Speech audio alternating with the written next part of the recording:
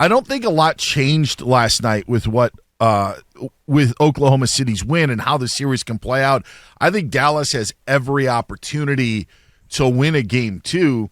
Dallas, I don't think, is good enough to go in and win this series in 5 games. But Dallas can win in Oklahoma City. It just didn't happen last night. And Oklahoma City had a lot of momentum going. Lou Dort kind of locking up Luka, and we'll get to Luka's look a little bit later on in the show. I was not surprised at the outcome and how it played out, but by no means am I counting Dallas out of this series.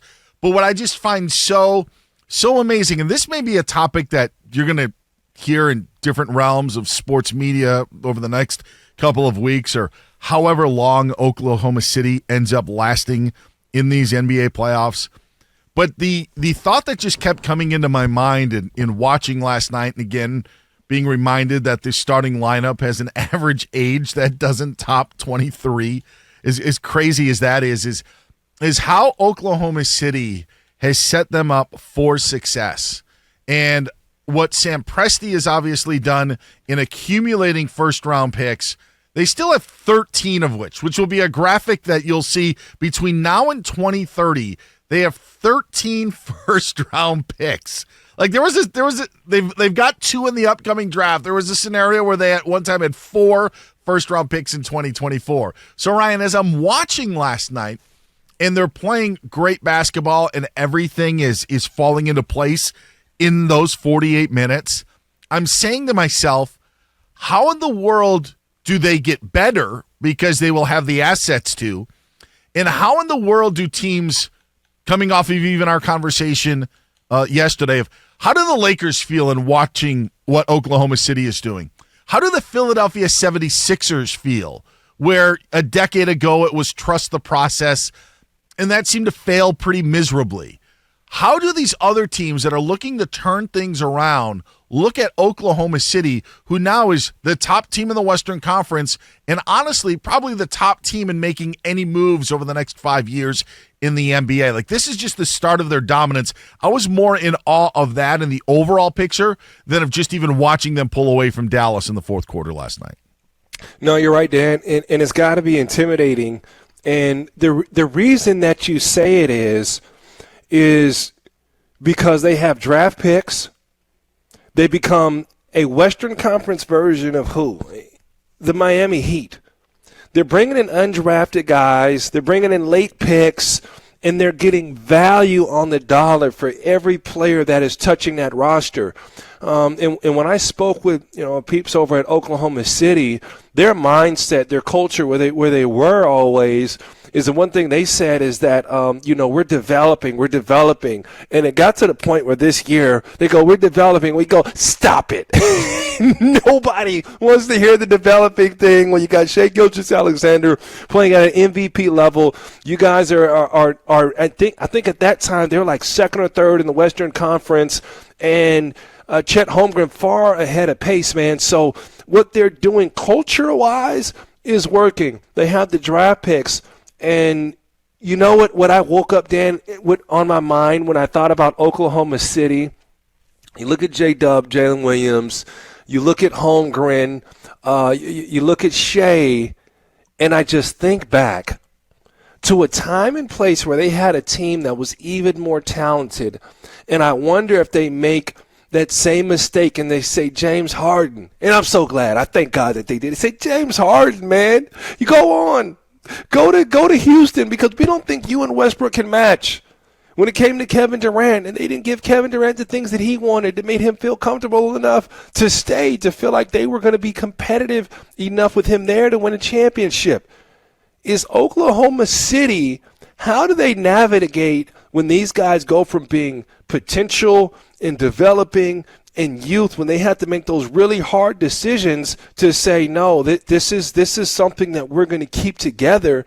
And then what they do with these draft picks, you got to trade them, or you're going to trade them out for a later draft, or you're going to hold on to them. What are you going to be able to do? But the real value, as we talked about the Miami Heat, Dan, and I don't know if you can see the comparisons, is that when they're putting guys on the roster, they're developing, they're getting better, they're playing within that system, that dribble drive offense, and they're getting so much better, and then you can make a trade, you can make a move, and you get even more assets because you're doing a great job developing and building culture at the same time.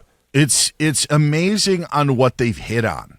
When you look at the Oklahoma City Thunder and you look at how they are constructed, it isn't just 5 guys who were the number 1, number 2, or number 3 overall picks in the draft. Chet Holmgren was, but heck, he even missed last year. Missed the entire season. He was the number 2 overall pick. Their MVP candidate, who you heard Isaac Lowenkron mention, is one of the 3 finalists for the MVP tonight, ends up coming over in a trade from the Clippers that sent Paul George from Oklahoma City to L.A. So not only do you get SGA, you get the load of picks that you got from him that he even posted on social media. But what is so amazing about what they have done is how quickly they have done it. And the reason I point this out was we were talking before the show, and I even asked someone here at Fox Sports Radio, said Kevin Durant left in 2016. How many years do you think that Oklahoma City was at the bottom of the NBA during that time, from then until now? And their guess was, 8 years. They're like probably about 7. And Ryan, it was 2. They had 2 years where they bottomed out. We completely forget about Russell Westbrook staying after Kevin Durant and them saying, okay, well, let's make a move. Let's trade Sabonis. Let's trade him for Paul George. We'll bring him over from Indiana, and we'll try to build up our own, new Durant and Westbrook. And that didn't work out. All that happened was first-round exits. See you later. Bye-bye. So you need a big retool. So then you ship Westbrook to Houston, you ship Paul George to L.A., and then you start this, for what you're talking about, retool in developing these players. And that's what's so amazing to me. Just 2 years at the bottom of the NBA.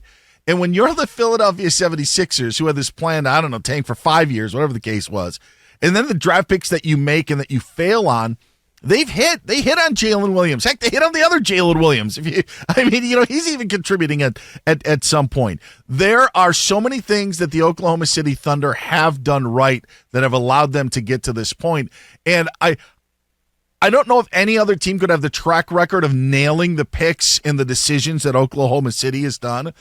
But if I'm the Clippers who did that deal with them, if I'm the Milwaukee Bucks, heck, if I'm the Los Angeles Lakers and you're trying to keep your stars happy, you're almost at a dead end in sort of, in that essence. And maybe the Lakers are unfair because of the brand that they are. Maybe like you can do this in Oklahoma City, but you maybe can't do it in other places. I'm not too sure about that. You would know more about that than I would.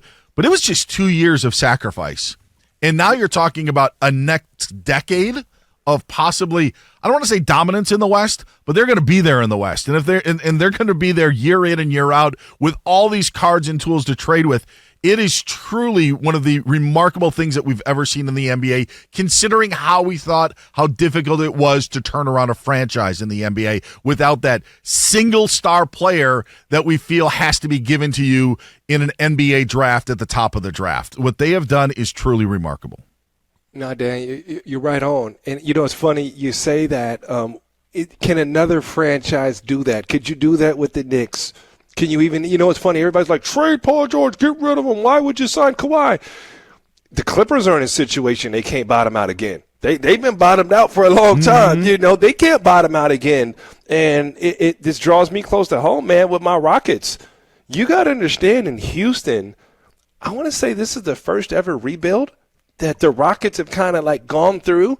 The fan base didn't understand it, Dan. They maybe had a year or two of patience, excited for Jalen Green and the young talent that's there. But this year was like, man, go be competitive. Like, we want to be a piece of something. Those franchises that are used to winning and seeing their guys play at a high level, Dan, they want no pieces of a rebuild. So you hit it right on the head. So if you're the Lakers, man, things didn't go well with those young D'Angelo Russell years and Jordan Clarkson, all those. And guess what? All those guys were really good. Julius Randle, all those guys on the Lakers were really, really good. They did a stand-up job of drafting, getting talent in. But those big cities, those big markets, even though it may be the best way to be good, they don't want to hear it, man. They don't want to hear it. They don't have any patience for it. But I think the goal is, and Dan, I think you lost over to OKC. Think about, they tried to take one of those years, and hats off to a determined Chris Paul. They were ready to send Chris Paul home. It was like, you didn't have a place here, Chris. And they were like, nah, come out and win. So that was a happy accident that they end up having when they did trade Westbrook. But, at the end of the day, they've done a good job of, again, I want you to remember this word. For those who may not play basketball, explain, it's called culture. And the one thing culture is your mindset, making sure that everybody's unified. So you say Miami Heat and you think about culture, right? You think about toughness. They're tough. When you think about the Lakers, they have a culture of banners. The expectation is to go win there. Hey, New York, hey, the Garden, there's toughness there. When you think of Tibbs' culture is toughness. His guys are going to play a lot of minutes. We know the identity. You think of Golden State Warriors. You think about winning. You think about three-point shooting. You think about spacing, speed, leadership. So, building a culture where those players fit in a culture is very important, whether you're developing or you have a winning product already. I think that there's similarities, and I could talk about where I think that a team like the Milwaukee Bucks failed, where Oklahoma City succeeded. But I think your point of the Clippers is spot on, because this is an organization that was, prior to the last 12 years or so, was known for losing. It's what they were. They were the second team in the town. They were the laughing stock of the NBA. That's who they were. So now you get new ownership in, and now you have Lob City, and guess what? Things are changing. But things didn't change as much as you thought. Yeah, they're not losing 65 games a season, but now you're not advancing. And now if you're Steve Ballmer, you get into the free agent game and say, all right, we're going to bring in Kawhi Leonard. Guess what? We're going to bring in Paul George via this trade, where you trade Shai Gilgeous-Alexander as part of that deal, plus all those assets to try to, in essence, get that ready-made title team. And now here we are in 2024. James Harden's future is not known with the Clippers. Paul George's future is not known with the Clippers. Heck, Kawhi Leonard's future is not known with the Clippers. And now that franchise is teetering, and obviously there was neglect with Donald Sterling there. I don't think Steve Ballmer's going to neglect that franchise one iota, but they're at a heck of a crossroads about to enter a new building. And if you would have taken maybe the route of Oklahoma City, because, heck, let's face it, the Clippers were used to losing. They were used to those things. You just needed the right people to manage it. I mean, man, how much would the Clippers want to trade spots with Oklahoma City right now? They would do it in an absolute heartbeat. But 5 years ago, it sounds crazy to even think of that they'd be willing to do that. But now when you look at it, man, the Thunder are in a spot, and the Clippers are in a spot in a place that you don't want to be. Well, you talked yesterday about LeBron. How do you build around LeBron? And when a star comes in, he's going to say my way or the highway. So it was Kawhi Leonard that said, I'm going to come to L.A. and I'm not doing it alone. And if Kawhi could have done it again, maybe he would have saw, hey, I won't be alone. If we keep this Shai kid, we're going to be in pretty good shape and have our draft picks and be well off. But at that time, I don't think people could see it. I don't think anybody knew that SGA was going to end up being who he is. And, man, at the end of the day, he's one of the best players in the league, hands down. There's no question there. But he's a flat-out baller, man. But he has really just made a name for himself. But if you go back to that time, you said Kawhi teamed up with Paul George and throw James Harden in the mix, man, you'd have said for sure this is the championship. But I don't think anybody could have seen Shai becoming what he is. And I covered him. I worked with the Clippers there and covered him in his first years. And you knew he was going to be pretty good, man. But he had a chance to go and grow and excel. And OKC, man, said they really got behind him. I remember when Paul George first signed to the Thunder, we were working out at the UCLA men's gym. And I looked up, and I've never seen this before. And to support Paul George and Russ and those guys, Billy Donovan came out And I want to say the owner was there, the GM, the trainers, everybody was there and was like, look, we're getting behind Paul George. He's our new guy. We're going to show him love. And I've never seen that from an organization. So hats off to that, man. I'm telling you, it was impressive. We got to wrap with this, but when I look at who's alive still in these NBA playoffs, I think that my biggest takeaway is when we mention those teams who are Phoenix is another team you can bring into the mix and in falling victim to this I don't know if it's win now pandemic, I don't know if it's keep superstars happy pandemic, I don't know how to what exact phrase it is, but aside from maybe Dallas, none of these teams are sitting there trying to accommodate their stars, right? You look at Boston and what Danny Ainge set up, and Brad Stevens is now continuing. I mean, they have stars, but that's a heck of a team. Last night, Jaylen Brown and Derek White were the stars, and they don't even have Porzingis right now. You look at how the Pacers seem like a team that's an up and coming squad, and now in the conference semifinals. We expect more great things from Jalen Brunson and the Knicks in the future. The Timberwolves, like nobody in these playoffs aside from maybe Dallas. And I just say maybe because they did the Kyrie trade last year for Luka, and to try to say, like, all right, Luka, we're bringing him in. Are you trying to satisfy your star player to make it work? Like, they're cultures that you talk about, and I feel that that's such a changing of the guard in the NBA when you look at where these 8 teams are and the teams that aren't in the conference semifinals. What's changing is it doesn't look like it's working out when it happens. And I'm all pro player. Mm-hmm. So those guys have to make good on what it is. And don't get me wrong, you got to strike right while the iron is hot. So we'll give example. We talked about Kawhi earlier, right? You make the big investment into Kawhi. Kawhi hasn't been healthy. That's not his fault. He wants to be on the floor. There's no question there. But it seems if it hasn't paid out.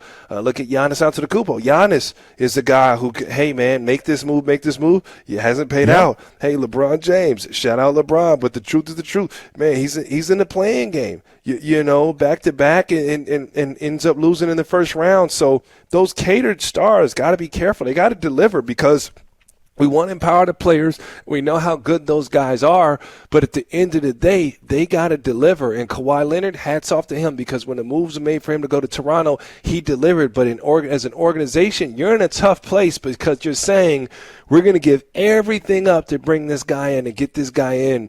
And we're talking winning here because make no mistake, off the court or Dan, the business of basketball is thankful for those stars because they put butts in seats, okay? So there's a value there. That's a whole other discussion. But from a winning and a basketball standpoint, it hasn't paid off. It hasn't paid off. And Dan, I want to know what you think about this. There's an interesting conversation in when I think Coach Dagnall was talking about SGA, and one thing that he said is that he's never taken on this star role. He's still embracing his teammates. He does everything that the other guys do. And I thought that was an interesting stance as we talk about OKC's success and kind of giving the reins to these star players.